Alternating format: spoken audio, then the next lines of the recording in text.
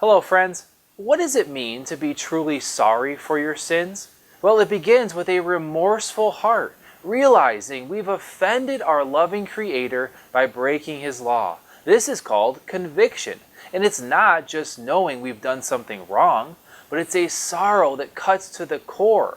When we realize we've hurt the very one who created us and gave everything to save us despite our wicked actions, godly sorrow is born. And that's the first step towards real repentance and true salvation. Think of it in this way. It's like a child who rebelled against his parents, ran away from home, and spent years ignoring his father's calls to return.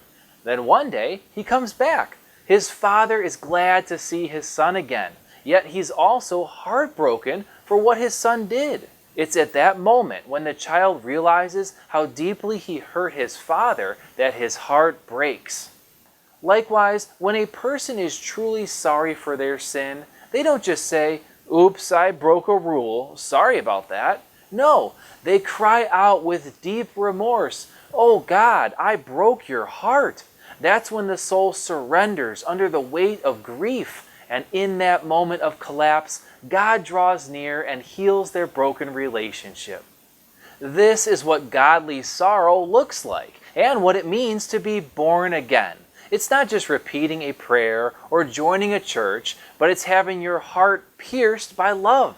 It's the moment you realize that the lies you've told, the things you've stole, your lust, anger, hatred, bitterness, and pride were not just mistakes, but wounds inflicted on the heart of your Creator. And yet, even in our wickedness, God welcomes us. He offers heaven to those who deserve hell.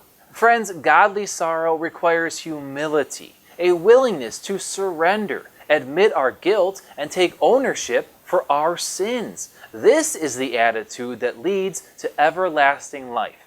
Think of it like this. A man once discovered that he had unknowingly poisoned the well that his family drank from, and slowly his loved ones grew sick. He knew he had done something wrong. He didn't mean to, but his hands were guilty.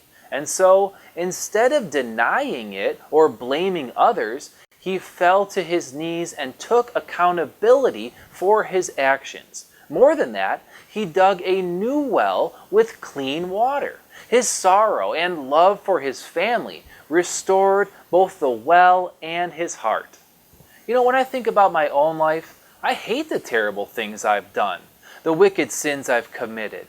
And although I still trip and fall, I no longer want to hurt God or others with my sin.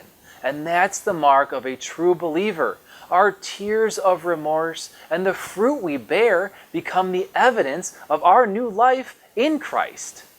Real godly sorrow is not mere sadness or empty apologies, but a heart pierced by the truth of God's Word, which leads to a life of transformation.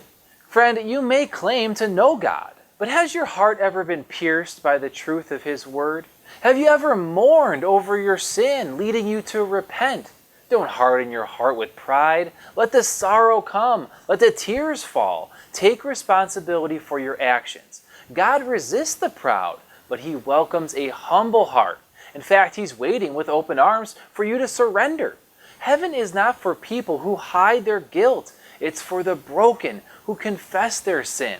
So fall before Him, not in fear, but in humility. Then watch as He exalts you in His grace. Friends, I hope you've enjoyed this teaching, and please check out my other videos from Pure Light Ministries. God bless.